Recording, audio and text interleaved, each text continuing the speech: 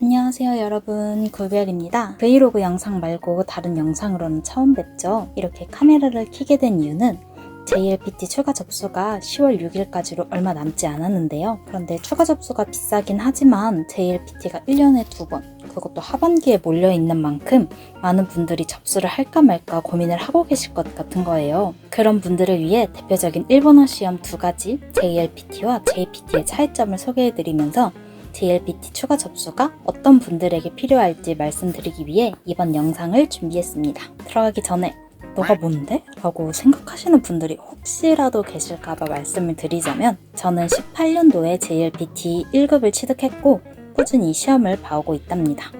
그럼 본격적으로 시작해볼게요. JLPT? JPT? 그게 뭐예요? 우선 간략하게 JLPT와 JPT의 차이점을 설명해드리고 각 시험의 상세사항을 설명해드릴게요. JLPT는 일본에서 주관하는 시험, JPT는 한국에서 주관하는 시험이라고 생각해주시면 됩니다. 그러다 보니 더 공신력이 있는 건 JLPT지만 국내 취업이라든지 국내에서 일본어 점수가 필요한 경우라면 JLPT든 JPT든 동일하게 인정이 됩니다.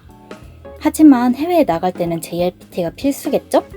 그리고 시험 특징에서 차이점이 있는데요. 이거는 각각 설명드릴 때 더욱 자세하게 말씀드릴게요. JLPT는 일본어로 니혼고 노력고 시겐, 영어로 Japanese Language Proficiency Test 라고 해서 줄여서 JLPT라고 부릅니다.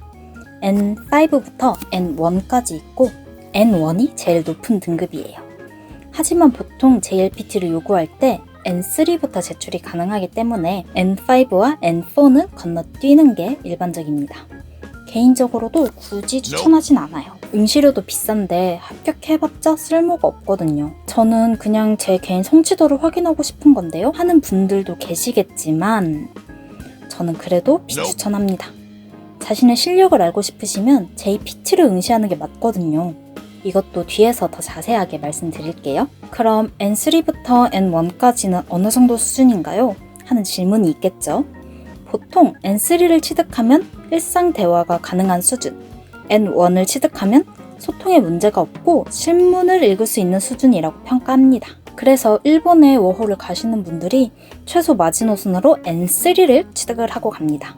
물론 높으면 높을수록 더욱 좋겠죠. 다음으로는 JLPT 시험 방식을 설명드릴게요. JLPT는 과목이 3가지로 나뉩니다. 언어지식, 독해, 청해.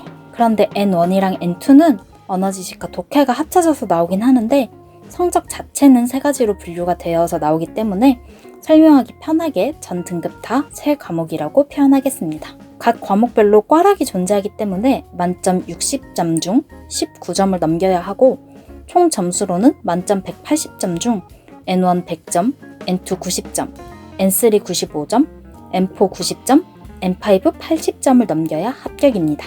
자, 그러면 이제 여기서 JLPT의 맹점이 나옵니다. 사실 같은 등급에서 100점과 180점은 한 급수 차이가 난다고 봐도 무방할 정도로 차이가 꽤 커요. 그래서 가끔 JLPT도 급수와 함께 점수를 표기하라고 하는 곳도 있는데 이것도 사실상 N1에만 해당하고 보통 급수만 작성을 하거든요. 그러니까 내가 N3 160점이 나올 만한 실력이다? 그러면 사실 좀 더 공부해서 N2 100점을 맞는 게 훨씬 더 이득이라는 거죠. 여기서 포인트, 아마 처음 들어보시는 분들이 꽤 많을 텐데요. JLPT는 득점 등화 책점 방식을 통해 상대평가로 진행됩니다. 이게 무슨 말이냐면 만약 제가 청해에서 모두가 다 틀린 문제 딱 하나만 틀렸어요. 그러면 점수가 깎이지 않고 그대로 만점인 60점이 나올 수도 있다는 말입니다. 단 모두가 맞춘 쉬운 문제를 틀린다면 하나 틀렸어도 5점 혹은 그 이상이 깎일 수가 있는 거예요. 마지막으로 시험 시기와 비용에 대해서 말씀드릴게요. 제가 초반에 JLPT는 1년에 2번밖에 없는 데다가 하반기에 몰려있다고 말씀을 드렸는데요. 왜 그런 건지는 모르겠는데 JLPT는 7월과 12월 1년에 단 2번밖에 실시하지 않습니다. 그러니 이번 시험을 놓치면 7개월을 기다려야 하는 거죠. 게다가 시험 결과가 나오기까지 약 2개월이나 걸린답니다. 왜 이렇게 오래 걸리냐면 제가 알기로는 전 세계에서 시험이 진행되는데 모든 시험지를 일본에 갖고 가서 채점을 진행한다고 해요. 그러다 보니 시간이 좀 더 걸리겠죠. 대신 JLPT는 만기가 없습니다. 하지만 특히 취업할 때 특히 기업에서 2년 이내 어학 성적만 인정해주는 경우가 있어요. 그래서 저도 꾸준히 갱신하려고 하고 있고 이번 12월 시험도 신청했답니다. 비용은 N1, N2, N3는 65,000원, N4, N5는 50,000원인데요. 추가 접수 시에는 N1, N2, N3 71,500원, N4, N5는 55,000원입니다. 제가 처음 시험 볼 때만 해도 5만원? 55,000원? 이랬던 것 같은데 너무 올랐어요. JPT란? JPT는 일본어로는 JLPT와 동일하게 니혼고 노우료크 시켄, 영어로는 Japanese Proficiency Test, 줄여서 JPT라고 부릅니다. 방금 설명드린 JLPT와는 달리 한국에서 주관하는 시험이에요. 여러분들도 잘 아시는 토익을 주관하는 YBM에서 운영하고 있기 때문에 시험 방식이 토익과 굉장히 유사합니다. 우선 JLPT와 달리 급수제가 아닌 토익과 동일하게 990점 만점의 점수제입니다. 제가 아까 자신의 실력 수준을 확인하기 위해서는 JLPT보다 JPT가 낫다고 말씀드렸는데요. 그게 바로 이 이유 때문이에요. JLPT는 제가 사실은 N2 실력인데 N3 시험을 봐서 고득점을 얻어봤자 그닥 메리트가 없고 내가 N2를 취득할 수 있는지 아닌지 확실하게 말을 할 수가 없잖아요. 그런데 JPT는 급수를 선택할 필요 없이 자신의 실력이 점수로 표기되니까 실력을 알아보기에는 훨씬 좋은 거죠. 그럼 JPT 몇 점을 받아야 JLPT 몇 급에 해당하나요? 하는 궁금증이 있으시겠죠? 사실 JPT 사이트에 들어가 보시면 나와 있는 권장 점수가 있기는 한데 저는 그거에 별로 동의하지 않아요. 제가 생각했을 때는 N3 500에서 600점 이상, N2 700점 이상, N1 800점 이상 정도라고 생각합니다. 물론 이건 개인차가 있을 수 있으니까 참고용으로만 확인해주세요. JPT 시험 방식에 대해서도 말씀드릴게요. 정말 토익과 동일하다고 보시면 되는데 청해 100문항, 독해 100문항 해서 총 200문항으로 이루어져 있습니다. 시험 문제도 토익이랑 비슷해요.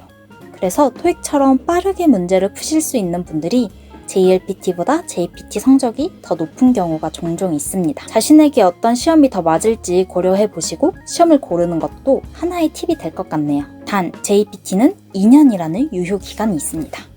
JPT만 소지하고 있다면 유효기간에 유의해서 갱신해주시는 게 좋겠죠. 마지막으로 시험 일정과 비용입니다.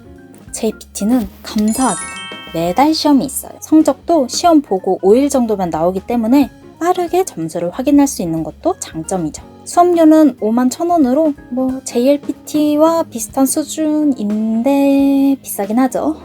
JLPT 추가 접수 할까 말까? 이렇게 JLPT와 JPT를 비교해 보았는데요. 아직도 JLPT 추가 접수를 고민하는 분들도 분명 계실 거예요. 그런 분들을 위해 제가 딱 정리해 드리자면 외국에 일본어 성적을 제출해야 한다 하시는 분들은 뭘 고민하세요? 지금 당장 접수하세요. 그런데 국내에 제출해야 하는데 JLPT가 더 공신력이 있다 해서 걱정이에요 하시는 분들은 비추입니다. 물론 가끔 JLPT만 제출이 가능한 경우도 있어요. 그러면 당연히 접수를 하는 게 맞는데 그렇지 않다면 국내 웬만한 기업 혹은 프로그램은 JPT도 JLPT랑 동일하게 받아주기 때문에 굳이 비싼 돈 들여가면서 추가 접수할 필요가 없습니다. 성적도 JPT가 훨씬 빠르게 나오니까요. 이렇게 오늘은 JLPT와 JPT 차이점에 대해서 알아보았는데요. 최대한 모든 정보를 드리려고 노력했는데 빠진 부분이 있다면 댓글로 남겨주세요. 그리고 궁금한 점도 댓글로 남겨주시면 최대한 말씀드릴 수 있도록 하겠습니다. それでは一緒に頑張りましょう。バイバイ。